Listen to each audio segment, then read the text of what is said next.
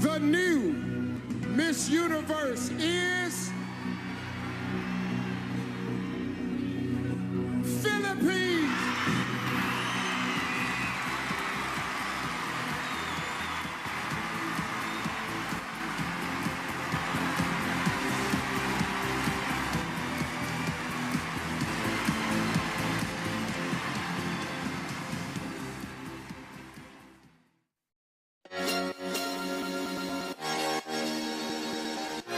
Congratulations, Catriona! Congratulations, Philippines! Grabe naman ka-top talaga. Tapos Pilipino pa tayo.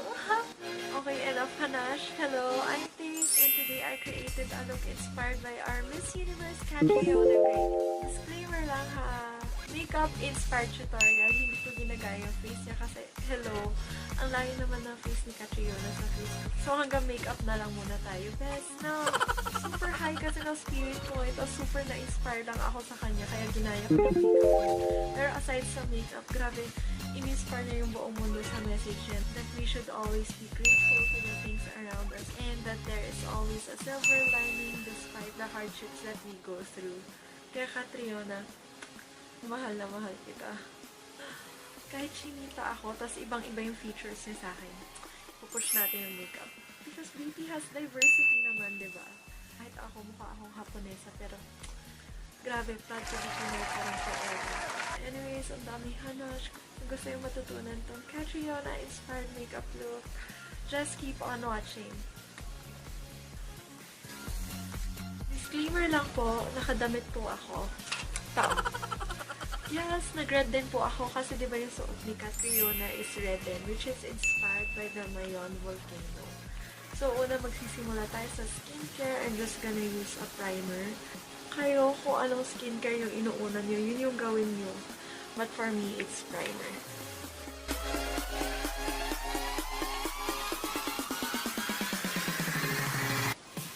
Next, I'm just gonna take my foundation. This Maybelline Fit Me Foundation. And ilalagay ko lang siya sa face ko using a foundation brush. So usually kasi ginagawa ko, kinakalat ko muna siya using a foundation brush, tsaka ako siya i-blend. Gumagamit ako ng brush para manipis lang yung paglagay ko, tapos i-blend ko, flat na lang siya. Madali na lang siya i-absorb ng skin that way.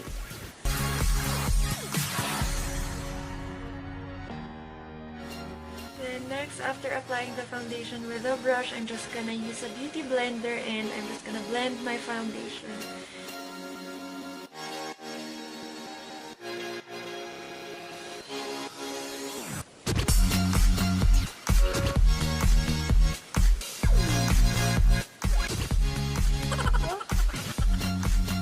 After putting on foundation, I'm just gonna put on my Maybelline Concealer. Ilalagay ko lang siya sa high points of my face para lang matakpan tong eye bags ko and para ma-highlight lang talaga yung features ko.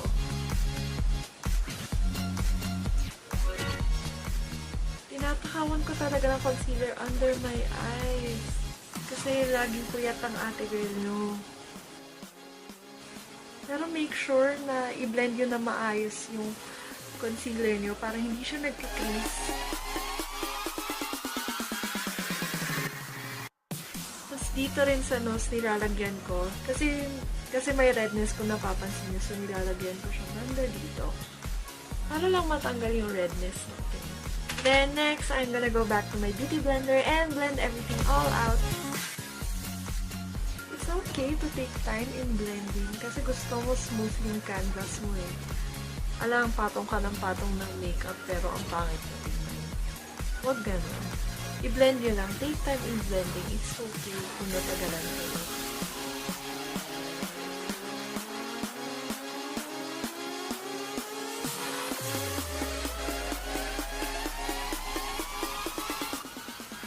Next, I'll be doing my eyebrows. I'll be using this Etude House Color My Brows to serve as my eyebrow gel para mas madaling mag-apply. Just gonna put a little amount.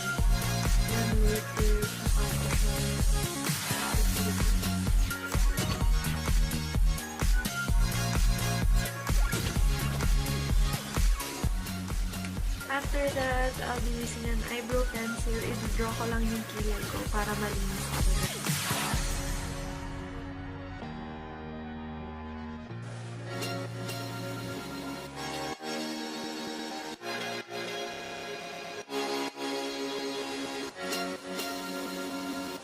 And after drawing my brows, kakalat ko lang siya using a spoon.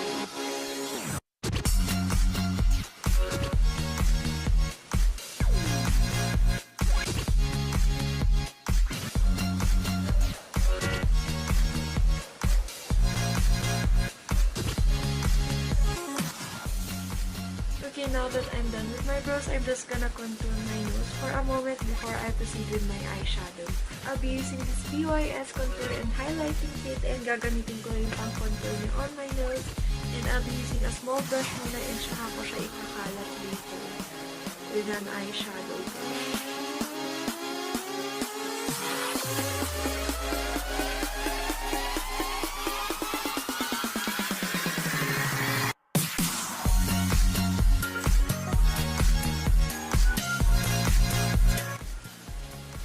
And para hindi masyadong harsh yung contour natin, I'm just gonna work back with a loose powder.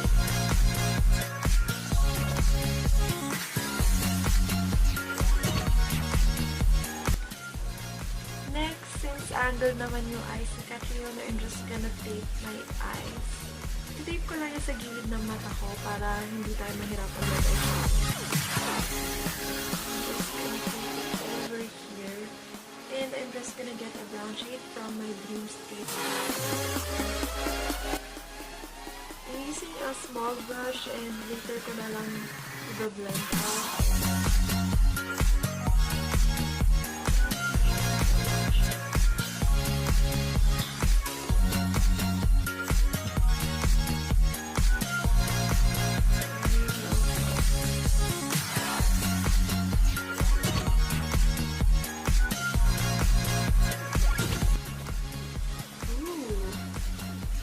I'm just gonna get a gold shade. I'm still using the Green State palette, and I'll be putting it on my lids.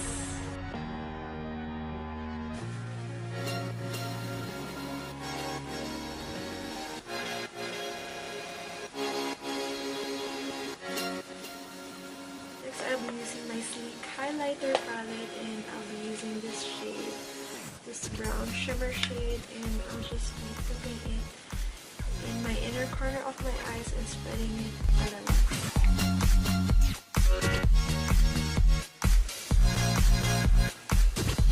There. And next, I'll be getting my glitter palette from BYS, and I'll be using this shade.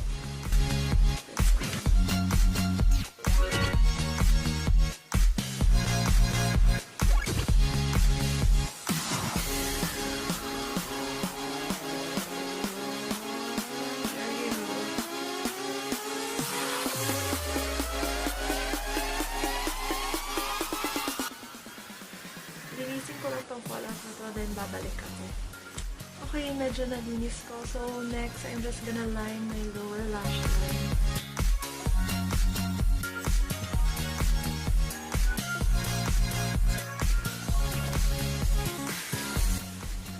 Okay, then next, I'll just be using a black eyeliner and I'm gonna line my eyes.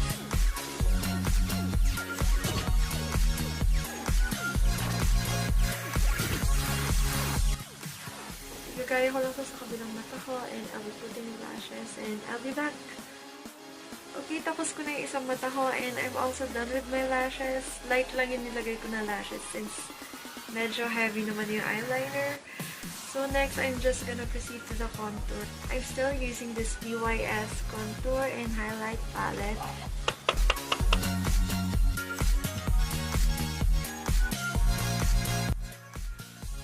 Can use any brush naman. Kaya ako, nakawala kasi yung angled brush. So what I do, I just use my powder brush na round, tapos fina-flatten ko siya. Tsaka ko siya ipapahid sa teaspoon.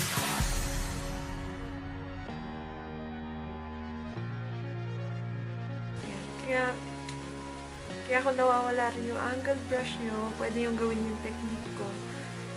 Hindi naman kailangan ng tools na pagkamahal-mahal. You just have to be creative and practice lang. One day, matututunan nyo rin yung skill kasi I believe naman that every skill can be learned.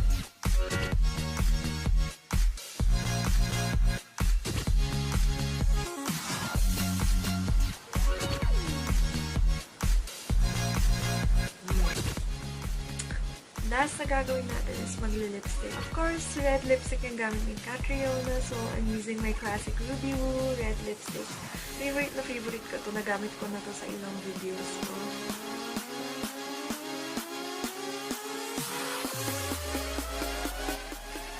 Tapos, pag medyo makalat, i-line nyo lang siya, guys.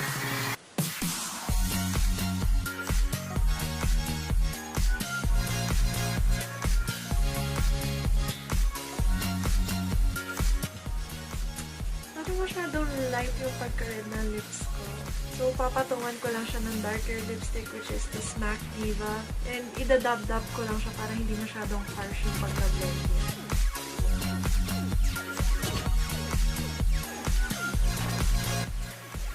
Okay, I think I got the right shade.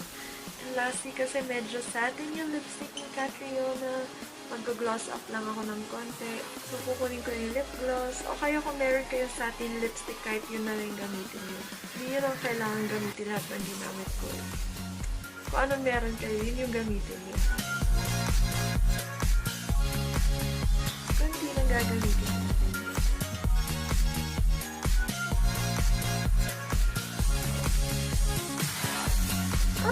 Nakuha ko na! Pwede na ba akong sumali sa pageant? Hindi ko magaling naman ako. Okay, ang dami kong hanash. Aayusin ko na lang hair ko and I'll finalize this look na lang and I'll be back. Okay, I'm back! Inayos ko na yung hair ko and nagdangling earrings na ako. Sayang nga lang wala ako yung ear cup para complete talaga yung look. Pero I did my best in recreating Catriona's look. Grabe, ang ganda kasi talaga ng makeup niya. And, pero maliban sa pagka-inspire ko sa makeup niya, mas na-inspire ako sa kwento niya. Ang ganda ng message niya. Parang gusto ko na lang mag-look. Pero joke na. Hindi siguro na lang. Bago pa humaba yung video na to, tatapusin ko na to. Sana nagustuhan niyo yung makeup tutorial na to. If you like this tutorial, please give this video a thumbs up. May dumi pa. And don't forget to subscribe on my channel. See you on my next video. Bye!